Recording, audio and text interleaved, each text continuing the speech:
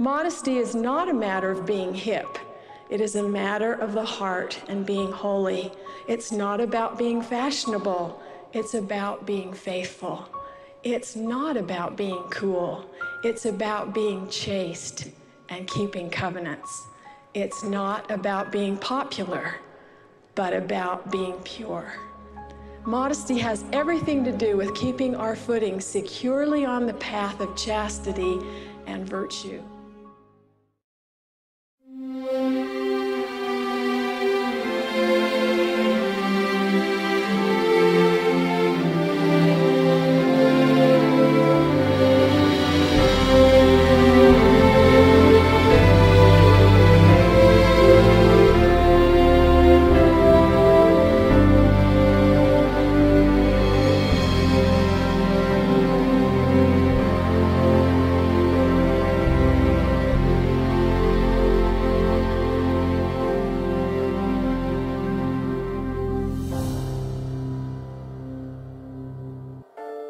Has pensado en el Dios que te creó, y si Él sabe los secretos dentro de tu corazón, ha contado las arenas del mar, y por eso tú podrás siempre confiar en Él.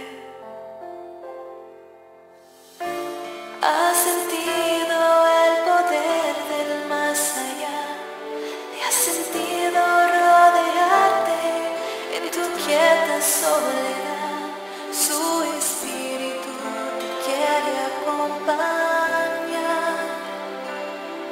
para que algún día vayas a morar con Él. Oh, sé fiel.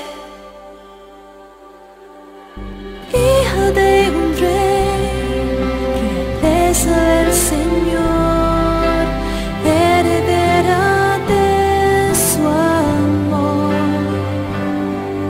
Tu nombre llama ya, que vengas a sentarte frente a Él. Tú has sido fiel a su sempiterna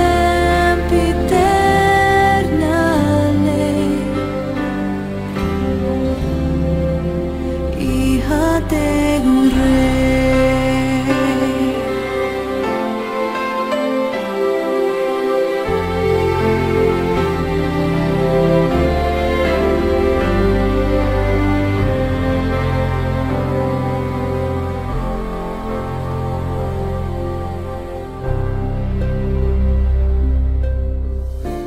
Tú posees las llaves de la eternidad.